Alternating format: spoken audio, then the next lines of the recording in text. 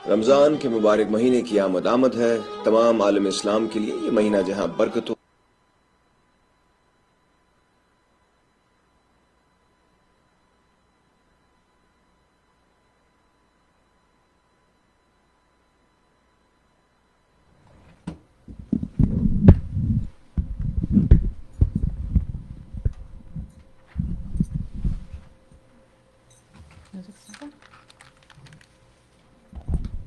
Hello. Um, Good afternoon. नमस्कार, सलाम वालेकुम। आज अब हमारा second section of the show walking barefoot हम शुरू कर रहे हैं। और वॉकिंग बेयरफुट में पहला हमारे दो पार्ट्स रहते हैं। पहली पार्ट में हम कहानी सुनाते हैं, it's a novel which I am writing, it's a historical fiction, और हम उस कहानी को सुनते हैं। और second part of the show में हम माइंडफुलनेस के बारे में बातें करते हैं। लेकिन आज चूंकि होली है तो सेकेंड पार्ट में हम रमेश से और एक दो गाने एक और बार रंग बरसे तो सुनना ही है। कई लोगों ने मिस कर दिया होगा, जिन्होंने मिस किया है वो हमारे second part of the show में फिर से रंग बरसे सुनेंगे। रंग बरसे तो होली वाले दिन जितने बार चाहे सुन सकते हैं। तो फर्स्ट हाफ में हमने रमेश से काफ़ी सारे होली के गाने सुने, और फिर हमने हमारे फ्रेंड प्रमोद, जिन्होंने पहली किताब अपनी नॉवल पहले लिखी है, ऑफ कोर्स किताब उनकी दूसरी है ये, उनसे बातें की। उनकी किताब जो है सात रंग प्यार के बारे में।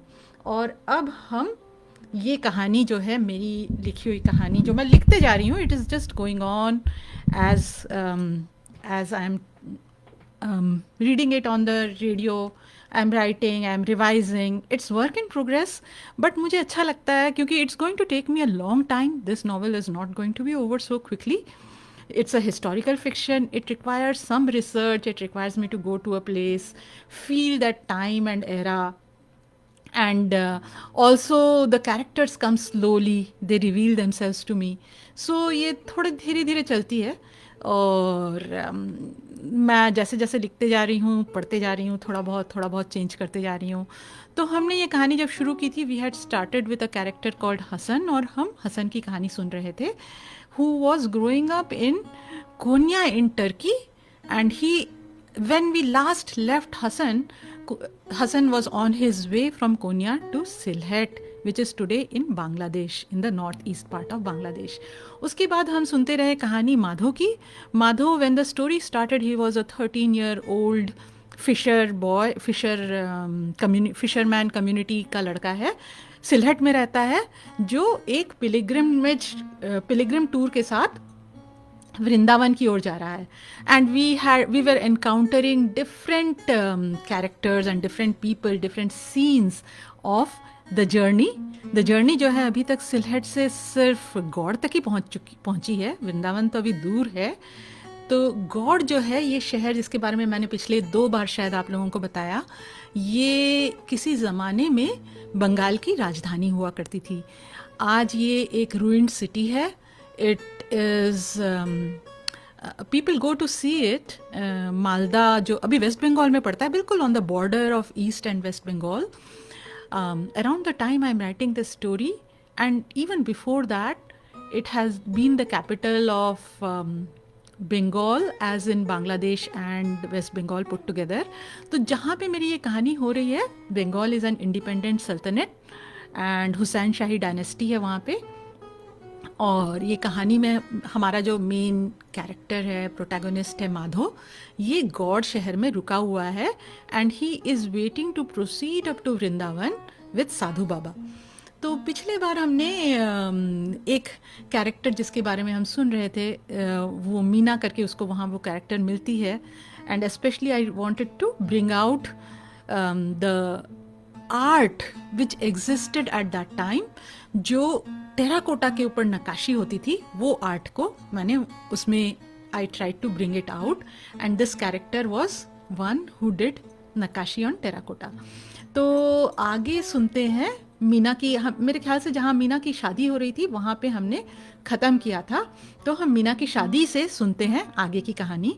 तो कैरेक्टर्स के बारे में एक बार फिर से बता दूं, अगर आप पहले नहीं सुने हो। या हमारा मेन कैरेक्टर यहाँ पे माधो है। He is about 14 years old, Meena who is 16-year-old just getting married, Meena is a very good artist, वो टेराकोटा पे नक्काशी करती है। प्राइमरीली ये दो ही कैरेक्टर और साधु बाबा हैं जिसके साथ माधव जा रहे हैं। He is a wandering sadhu who is moving all over and people join him and sometimes like हम जानते हैं इस तरह के साधु के कैरेक्टर्स को हम जानते हैं। तो यहाँ से हम शुरू करते हैं जहाँ मीना की शादी हुई।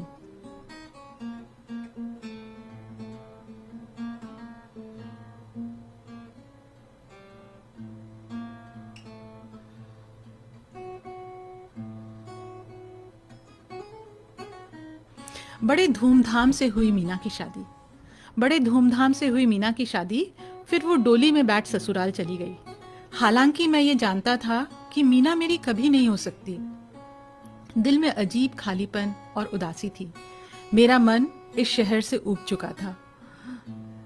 मैं ज्यादा वक्त मंदिर में गुजारने लगा था। साधु बाबा से हर रात पूछता, हम वृंदावन कब जाएंगे? वो कहते, सब्र करो, अभी समय ठीक नहीं है, बहुत बवाल मचा हुआ है, जल्द ही जंग छिड़ने वाली है। फिर मेरी ओर इस तरह देखा जैसे मेरा शरीर पारदर्शी हो, उन्हें मेरे अंदर होने वाले अंतर्द्वंद, मेरे मन की पीड़ा दिखलाई दे रही हो। बोले, ये जो तुम्हारा दिल टूटा है ना, यही तुम्हारे विकास का रास्ता है। प्रभु के प्रेम का रास्ता अक्सर इंसानी प्रेम में डूबकर मिलता है। मैं मन ही मन सोच रहा था, मीना से मेरा प्रेम कभी कामयाब नहीं हो सकता। उसे बाहों में भरने की, उसके कोमल अधरों को चूमने की गुस्ताखी मैं ख्वाबों में भी नहीं कर सकता। दिल तो बस उसे नयन भर देखने के लिए उतावला है, उसकी खिलखिलाहट सुनने के लिए बेताब है। इस चाहत को किसी तरह दिल से निकाल दूं तो शायद सुकून मिल जाए। साधु बाबा बोले, मंदिर में गीत गोविंद का पाठ शुरू होने वाला है, पूरे मनोयोग से राधा और कृष्ण के प्रेम कहानी को सुनो, उसे अपने दिल में महसूस करो। हम दोनों कुछ देर शांत बैठे रहे। बाबा हरे कृष्ण का जाप करने लगे। मैं भी उनकी आवाज से आवाज मिलाकर मन को स्थिर करने की कोशिश करने लगा, पर मन तटस्थ नहीं हो रहा था। कभी खेतुरी में मीना का मेरे साथ नदी पर चलना, नदी में साथ नहाना, उसका जीप चिढ़ाते हुए मुझसे पूछना, मेरा चेहरा ऐसा नहीं जो तुम्हें मोह ले। सुबह की नरम रोशनी में हमारे नजरों का पहली बार मिलना याद आता। कभी गौड़ के हलवाई की दुकान के बाहर उसका परेशान चेहरा, कभी लाल कपड़ों में दुल्हन सजी नजरें झुकाई मीना दिखती। हजार कोशिशों के बावजूद मैं पल भर के लिए भी उसे मन से नहीं निकाल पा रहा था। बाबा बोले, तुम खामखा खुद से लड़ रहे हो। ये प्रेम जिसे तुम दिल से निकाल देना चाहते हो, ये इस वक्त तुम्हारे जीवन का सबसे बड़ा सच है। इसे नकारने से नहीं, बल्कि इसे अपनाने में तुम्हारी शांति है। खैर, प्रेम का रास्ता कठिन है, कांटों और पत्थरों से बिछा। शुरुआत में दर्द के कारण लोग कुछ और महसूस नहीं कर पाते। जो इस दर्द से समझौता कर लेते हैं, वो ही इस रास्ते के सुंदर नज़ारों को अनुभव कर पाते हैं।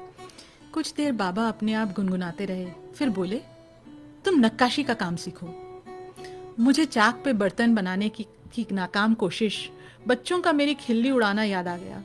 नक्काशी सीखने में भी तौहीन तो होगी, पर शायद उस शर्म के तिलमिलाहट में ये दर्द कम हो जाए। मैंने हामी में सिर हिलाया और कुम्हारों की बस्ती की ओर निकल पड़ा। चित्रसेन कुछ बच्चों को गीली मिट्टी पे नक्काशी करना सिखा रहे थे। मैं वहां बैठ उन्हें देखने लगा। छोटे छोटे हाथों को फूल पत्ते बनाते देखने में पल भर के लिए भी ही सही मीना से दूर होने का दर्द भूल गया। ऐसे लग रहा था कि मीना मेरे बहुत करीब है, उसकी सांसें मेरी सांसों में मिली हुई है। मैंने एक कच्चे घड़े पर काम करना शुरू किया। शुरू में ऐसा लगा जैसे मेरा हाथ और मेरी उंगलियां मेरे मन के वश में नहीं है। मन में जो दिख रहा था वो हाथ नहीं बना पा रहे थे। काफी कोशिशों के बाद 4 पत्तों के फूल बनने लगे। जब मैं मंदिर की ओर लौटने लगा, मुझे बिशु मिल गया। वो भट्टी तैयार करने जा रहा था। मैं भी उसके साथ काम में लग गया। काम खत्म होने पर हम दोनों मंदिर के सामने घाट पर बैठ गए। हम दोनों ही चुप थे। मीना की कमी का साझा दर्द जो दोनों महसूस कर रहे थे, उसे शब्दों की जरूरत नहीं थी। काफी देर बाद उसने कहा, मीना अपने पति के साथ संक्रांति के दिन आएगी, शायद कुछ दिनों के लिए रुक जाए। उस दिन से मंदिर में हर शाम राधा कृष्ण के प्रेम रूठने मनाने की लीला सुनना, नक्काशी सीखते हुए मीना को अपनी सांसों, दिल, दिमाग में महसूस करना और संक्रांति के इंतजार में दिन गिनने का सिलसिला शुरू हुआ। देखते देखते संक्रांति का दिन भी आ गया। मैं सुबह से बीशु और मीना के घर के आसपास मंडराता रहा। जब उनकी बग्घी आ पहुंची तो मैं पेड़ के पीछे छिप देखने लगा। मेरा दिल जोरों से धड़क रहा था। पहले उसके पति घोड़े से उतरे, फिर वो। सिर में घूंघट और बदन में रेशमी साड़ी बदली हुई सी लग रही थी। वो अंदर चले गए। मैं कुछ देर उनके घर के आसपास मंडराता रहा, फिर मन मसोस कर मंदिर लौट आया। शाम को घाट पर बैठे डूबते हुए सूरज को देख रहा था। गुलाबी रंगों में सजे बादल उदास से लग रहे थे, उस दुल्हन की तरह जो अपने प्रियतम को छोड़ किसी और से ब्याह रचाने के लिए तैयार हो रही हो। अचानक दिल जोर से धड़कने लगा। बादलों पर से उदासी के साए हट से गए। सूरज की किरणों के स्पर्श से मानो वो खिल उठे हों। दूर से उसके कदमों की आहट सुनाई दे रही थी। दिल चाहता था कि मैं दौड़कर उससे जा मिलूं, लेकिन जिस्म पत्थर सा जड़ बना वहीं जमा रहा। मैंने सिर तक नहीं घुमाया। वो मेरे बगल में आकर बैठ गई। धीरे से उसने कहा, क्या मैं दिखने में इतनी बुरी हूं जो मुझसे मुंह मोड़े बैठे हो? उसने छेड़ते हुए कहा था, लेकिन उस छेड़ने में पहली वाली चुलबुलापन नहीं थी। मैंने आहिस्ता से गर्दन घुमाकर उसके चेहरे को देखा। उसका चेहरा कुम्हलाया हुआ था। आंखों के नीचे काले घेरे थे, होंठ सूखे हुए थे। उसके चेहरे की मुस्कान दर्द को छिपाने की नाकाम कोशिश कर रही थी।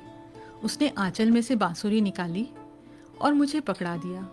मैंने उसमें फूंक मारी और बांसुरी हम दोनों के दिल की उदासी की धुन सुनाने लगी। धुन पूरा होने पर जब मैं बांसुरी उसे लौटाने लगा, वो बोली, इसे अपने पास रखो। तुम्हें मेरे लिए एक काम करना है, करोगे ना? मैं चुप था। हम दोनों ही जानते थे कि उसके किसी अर्ज को मैं टाल नहीं सकता था। उसने कहा, तुम्हें शहर में नौकरी करनी होगी, चंदाबाई के कोठे में। मैंने पूछा, ये चंदाबाई कौन है? वही जिसने अपने गाने के कौशल से मेरे पति को अपने चंगुल में फंसा रखा है।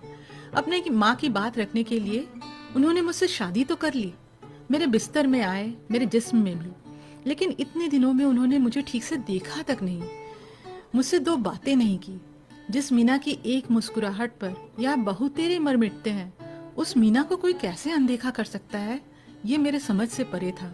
मैंने पूछा, मुझे तो यहाँ के तौर तरीके, यहाँ के आचार विचार की कोई समझ नहीं। वो मुझे नौकरी पर क्यों रखने लगी? सुना है उसके पास जो बांसुरी बजाते हैं वो बूढ़े हो गए हैं, आजकल काम पर नहीं जाते। तुम एक बार उसे बजाकर सुनाना, शायद वो तुम्हें बजैये की नौकरी पर रख ले। लेकिन तुम्हें इससे क्या फायदा होगा? ये मैं नहीं जानती माधव, पर मेरा दिल कहता है कि तुम्हारे वहां रहने से कोई रास्ता निकल आएगा। कल ही तुम उसके पास जाना। मैं अगले 3 दिन यहाँ रुकूंगी। इस बीच तुम वहां नौकरी में लग गए तो मुझे सुकून मिलेगा। मीना के इस अर्ज को पूरा करना मुश्किल लग रहा था, लेकिन उसकी आहों को सहने से ज्यादा मुश्किल नहीं। अगले दिन सुबह उठते ही मैं शहर की ओर निकल पड़ा। जब लौटा तो कोठे में बजैये की नौकरी तय हो चुकी थी। ये रात की नौकरी थी। मुझे रात भर कोठे पे रुकना होगा। समझ नहीं पा रहा था साधु बाबा को कैसे समझाऊंगा। मुझे पता था कि ये नौकरी ऐसी थी जिसे लोग अच्छा नहीं समझते। बाबा ने मामले को बड़े तटस्थ तरीके से लिया। बोले, हम होली के बाद यहाँ से निकलेंगे, तुम 2 महीनों के लिए ये काम कर लो। एक गणिका के साथ काम करना, उसकी जिंदगी को करीब से देखना, ये एक अलग अभिज्ञता है। चंदा और मीना की जिंदगी भी शायद कोई नया मोड़ ले। बस वहाँ की चमक दमक में कान्हा को न भूलना। ये याद रखना कि बांसुरी में फूंक तुम्हारी, लेकिन उससे निकलने वाली मधुर आवाज कान्हा की है। उस शाम साधु बाबा ने मुझे आरती से पहले बांसुरी बजाने को कहा।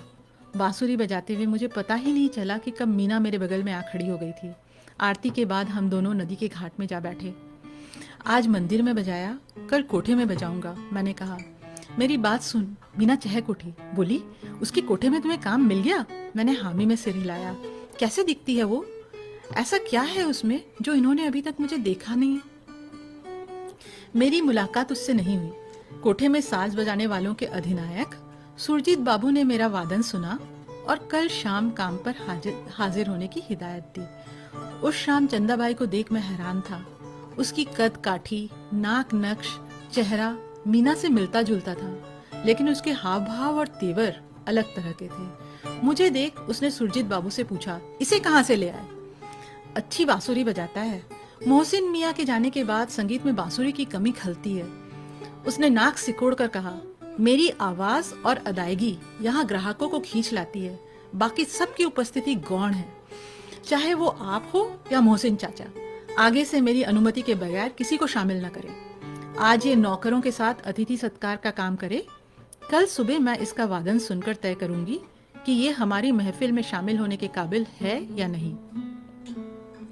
सुरजीत बाबू का चेहरा कुम्हला गया। वो सिर झुकाए खामोश रहे। थोड़ी देर में लोगों की भीड़ जमा हो गई। चंदाबाई के अलावा कुछ और लड़कियां भी सज धज कर तैयार थी। उनके नाचने, गाने और कदरदानों के वाह वाह से कमरा गमगमा रहा था। मैं नौकरों के साथ ग्राहकों के लिए पान, शरबत, शराब और खाने की चीजें परोसने में लग गया। मीना के पति जतिन भी ग्राहकों में थे। उनकी आंखें एक पल भी चंदाबाई पर से नहीं हटती थी। चंदा भी गाने और नाच के दौरान उनकी ओर इशारा करती, नाचते हुए उनके करीब पहुंच जाती। ये जाहिर था कि ग्राहकों की भीड़ में जतिन चंदा के लिए खास थे। भोर होने तक कुछ एक ग्राहक ही कमरे में रह गए। कुछ अपने घर लौट गए, कुछ शराब के नशे में धुत वहीं पसर गए, कुछ लड़कियों के साथ अंदर कमरों में चले गए। चंदा शराब के नशे में धुत जतिन को अपनी बाहों का सहारा दे अपने साथ अंदर ले गई। मैं बेबस देखता रहा। समझ नहीं आ रहा था कि मैं कैसे मीना की सहायता कर पाऊंगा। मैं बाहर निकलने ही वाला था कि सुरजीत बाबू ने मुझे रोक दिया। बोले, कुछ देर रुक जाओ, सुबह चंदाबाई को बांसुरी सुनाकर जाना। मकान के एक कोने में एक लंबे संकरे कमरे में बाकी साज बजाने वाले आराम कर रहे थे। मैं कमरे के एक कोने में लेट गया। लोगों की गपशप की आवाजें मेरे कानों में पड़ रही थी। वे नाचने वाली लड़कियों के बारे में बातें कर रहे थे। नागिन कुछ अरसे से जतिन बाबू पर खास मेहरबानी जता रही है। दूसरे ने कहा, सुना है हाल ही में उनकी शादी हुई है, इसलिए चंदाबाई अपने पाश की जकड़ को और मजबूत कर रही है, कहीं उनकी पत्नी का आकर्षण उसे काट न दे। एक और ने कहा, आज तक चंदाबाई के मुंह में जो फंसा उसका अंजाम। एक और ने कहा, बाकी लड़कियों के पास जो मर्द आते हैं वो उनके साथ थोड़ा समय बिताकर अपना मन बहलाकर और शरीर की मुरादें पूरी कर घर लौट जाते हैं, पर चंदा के मुंह में जो पड़ जाते हैं उनके दिल कैद बंद हो जाते हैं। उनका शरीर एक खाली ढांचे सा दिन में घर लौट जाता है, लेकिन उनका मन चंदाबाई के पिंजरे में कैद रहता है। जाने क्या जादू करती है, मुझे तो उसके चेहरे से बदमिजाजी और खुद गर्जी टपकती नजर आती है। तो ये बातें चल रही है वहां। एक और ने कहा, ये तो तुम्हें मानना होगा कि खुदा ने उसे रूप और हुनर बख्शा है। ये जो उसकी कड़वाहट है वो तो उसने विरासत में पाई है। बातें सुनते हुए मेरी आंखें लग गई। जब आंखें खुली तो सुरजीत बाबू मुझे झकझोर कर जगा रहे थे। उठो भाई, चंदाबाई अब तुम्हारा वादन सुनने को तैयार है। मैं हड़बड़ा कर उठ बैठा। सुरजीत बाबू मुझे चंदाबाई से मिलाने ले गए। रात के भड़कीले कपड़े और आभूषण के बगैर सादी साड़ी में चंदा हुबहू मीना जैसी लग रही थी, लेकिन उसकी आंखों में एक अजीब कठोरता थी। जब उसने बजाने को कहा तो मैंने वही धुन बुझाई जो मंदिर में भोर का आह्वान करने के लिए ढाका दक्षिण के ठाकुरबाड़ी में बजाया था। चंदाबाई खिड़की से बाहर देखने के बहाने अपना चेहरा घुमा हमारी ओर पीट कर खड़ी हो गई। धुन खत्म होने पर हम उसके जवाब के इंतजार में खड़े हो रहे। वो मुंह घुमाए बाहर देखती रही, जैसे उसे हमारे वहां होने का एहसास ही न हो। सुरजीत बाबू ने गला खंखार कर कहा, क्या राय है, इसे मंडली में शामिल कर ले? उसने कहा, इसमें मोहसिन चाचा वाली प्रवीणता नहीं है। इस तरह की धुन तो यहाँ नहीं चलेगी। हमें ऐसा बजाने वाला चाहिए जो सुनने वाले के दिमाग में वासना की आग जला दे। सुरजीत बाबू बोले, मोहसिन मियाँ तो पहुंचे हुए कलाकार हैं। मैंने उन्हें किसी तरह मनाकर वापस बुलाने के लिए बहुत कोशिश की, लेकिन वो वापस नहीं आना चाहते। रामकेली के पास कन्हाईशाला में बस गए हैं। उन्होंने बैराग ले लिया है, भजन कीर्तन में लगे रहते हैं। चंदा बोली, सुना है वो बांसुरी वादन भी सिखाते हैं। ये कुछ दिन उनके पास सीखे तो शायद यहाँ बजाने लायक हो जाए। दिन में उनसे सीखे और रात यहाँ की महफिल में रह यहाँ के वातावरण और संगीत को समझे। मैं साधु बाबा के पास मंदिर लौट जाना चाहता था, लेकिन एक पहुंचे हुए वादक से बांसुरी सीखने की लालसा मुझे कन्हाईशाला की ओर खींच रही थी। सुरजीत बाबू और मैं जब मोहसिन मियाँ की कुटिया में पहुंचे, वो घर पर नहीं थे। कुछ बच्चे बाहर खेल रहे थे। उनमें से एक ने कहा, दादा पुतली नाच के अभ्यास के लिए गए हुए हैं। दूसरे ने कहा, चलो हम भी तुम्हारे साथ चल रास्ता दिखाते हैं। हम बच्चों के साथ मंदिर पहुंचे। मंदिर के आंगन के एक कोने में 3 तरफ कपड़ों से घिरा मंच बना हुआ था। उस मंच में कृष्ण की कठपुतली गोपियों की कठपुतलियों के साथ रासलीला कर रहे थे। मैंने काठ की कठपुतलियों को इस तरह नाचते हुए पहली बार देख रहा था। दादा, तुमसे मिलने कुछ लोग आए हैं, एक बच्चे ने पुकार लगाई। कृष्ण की पुतली ठहर गई। पर्दे के पीछे से एक सफेद दाढ़ी वाला चेहरा बाहर नजर आया। मैं समझ गया कि यही मोहसिन मियाँ हैं। हमें देख उन्होंने कहा, सुरजीत, तुम फिर वापस आ गए? खामखा अपना वक्त खराब कर रहे हो, मैं नहीं लौटने वाला। मैं कहा तुम्हें लौटने कह रहा हूँ, इस लड़के को अपना शागिर्द बना लो, मेरी ओर इशारा कर सुरजीत बाबू बोले। मंच के पीछे से उन्होंने एक बांसुरी हमारी ओर लुढ़का दी और बोले, बजाओ। फिर चेहरा पर्दे के पीछे गायब हो गया और कृष्ण की पुतली एक बार फिर नाचने लगी।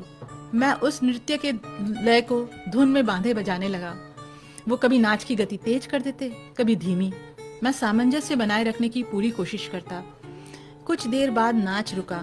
सफेद दाढ़ी वाला चेहरा एक बार फिर पर्दे से निकला और बोला, बच्चों, तुम अपने घर जाओ। सुरजीत बाबू, आप लड़के को मंच के पीछे ले आए। बच्चे जो अब तक चुपचाप थे अचानक एक स्वर में बोले, हमें भी मंच के पीछे आना है, हमें देखना है कि ये पुतलियां कैसे नाचती हैं। हम कहाँ इन्हें नचाते हैं, ये तो खुद नाचती हैं। हमें पता है तुम सुतलियों के जरिए इन्हें हिलाते हो। जब सब पता है तो ये जानने की उत्सुकता क्यों? बच्चे मचलने लगे, हमें देखना है, हमें देखना है। पर्दा हट गया और हमने देखा मंच के पीछे 8 लोग थे। हर एक की उंगलियों में धागे बंधे हुए थे। बच्चे के चेहरे की कौतुक को देख मोहसिन मियाँ हंसने लगे। उन्होंने अपनी उंगलियों को हिलाया तो कृष्ण की पुतली नाचने लगी। बच्चे खुशी से ताली बजाने लगे। मैं भी अचंभित सा इस खेल को देखता रहा। फिर सबने अपनी उंगलियों से धागे खोले और कठपुतलियों को एक बड़े काठ के डिब्बे में संभाल कर रखा। मोहसिन मियाँ मेरी ओर इशारा करते हुए सुरजीत बाबू से बोले, क्यों इस मासूम को कोठे के कीचड़ में खींच रहे हो? एक बार जो उस दलदल में फंसा वो धंसता ही चला जाता है। फिर जाने क्या सोच बोले, ठीक है, 8-10 दिन इसे मैं अपने साथ रख लेता हूँ, शायद अल्लाह की यही मर्जी है। मैंने कहा, मैं अपने घर वालों को बताकर आता हूँ, साधु बाबा की नहीं, मुझे मीना की चिंता थी। वो 1-2 दिन में ससुराल लौट जाएगी।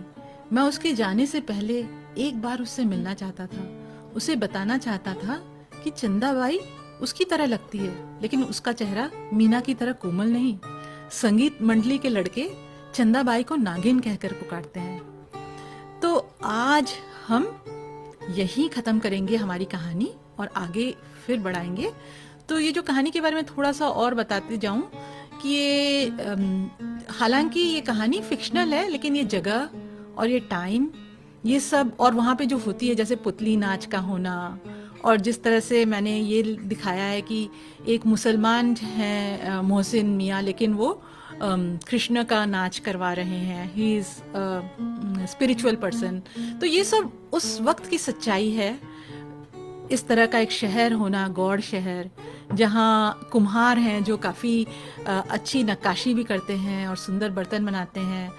The time and the era, the how the city is, all of that ये हिस्टोरिकल फैक्ट्स के बेसिस पे है, लेकिन जो कहानी है ये फिक्शियस कहानी जिस तरह से आ रही है उस तरह से बनते जा रही है। तो अगली बार हम देखेंगे कि किस तरह से हमारे जो कैरेक्टर हैं माधो, ये मोहसिन मियाँ से बांसुरी बजाना सीखते हैं, और ये भी देखेंगे कि क्या मीना की जो परेशानी है वो हल कर पाएंगे और किस तरह से हल करेंगे। अभी मुझे भी नहीं पता, लेकिन ऐसा लगता है कि ये परेशानी शायद हल कर दे। तो अगली बार हम ये कहानी सुनेंगे। तब तक आप हमारे जो पुराने एपिसोड्स हैं ये रमेश के YouTube चैनल पे अवेलेबल हैं, फेसबुक पे भी मैंने ज़्यादा से ज़्यादा, एकदम शुरू वाले तो नहीं रिकॉर्डेड हैं, लेकिन काफ़ी सारे एपिसोड्स रिकॉर्डेड हैं। आप उन्हें सुने और मुझे फीडबैक भेजें कि आपको कहानी कैसे लग रही है। So thank you. आज का सेक्शन यहाँ ख़त्म करते हैं और अगले सेक्शन में हम फिर से माइंडफुलनेस की बातें करेंगे, मेडिटेशन की बातें करेंगे, किस तरह से हम इसको हमारे लाइफ में यूज़ कर सकते हैं, इसकी बातें करेंगे। तो यहाँ पे एक छोटा सा ब्रेक लेते हैं।